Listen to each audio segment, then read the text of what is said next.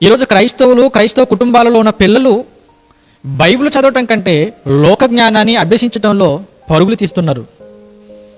కేవలం భూమి మీద 60 ఏళ్ళు బ్రతికే ఈ బ్రతుకు కొరకు జానడి పొట్టను నింపుకోవడానికి కోటి విద్యను సంపాదించాలని ఎన్ని పరుగులు తీస్తున్నాడో మీకు తెలిసిన విషయమే. ఏమంటే కేవలం 60 ఏళ్ళ జీవితాన్ని పోషించుకోవడానికి కోటి విద్యలను సంపాదించుకొని బ్రతకాలి అనుకునే ఈ మనిషికి, భూమి మీద బ్రతకాలి అనుకునే ఈ మనిషికి ఒక వాస్తవాన్ని చెప్తున్నాను.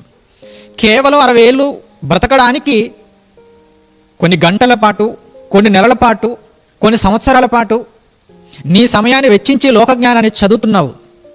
అది కేవలం 60 ఏళ్ళ జీవితానికి అవసరమైనది. కానీ అనంతమైన లోకానికి నేను చేర్చి నిన్ను ఆనందింపజేసేటువంటి 66 పుస్తకాలు కలిగినటువంటి ఈ బైబిలును క్రైస్తవ కుటుంబాలలో వాళ్ళ పిల్లలు కానీ, క్రైస్తవులను చెప్పుకుంటున్న వాళ్ళు కానీ ఈరోజు చదవటం లేదు. బైబిల్ చదవడానికి సమయాన్ని పెట్టుకోవడం లేదు.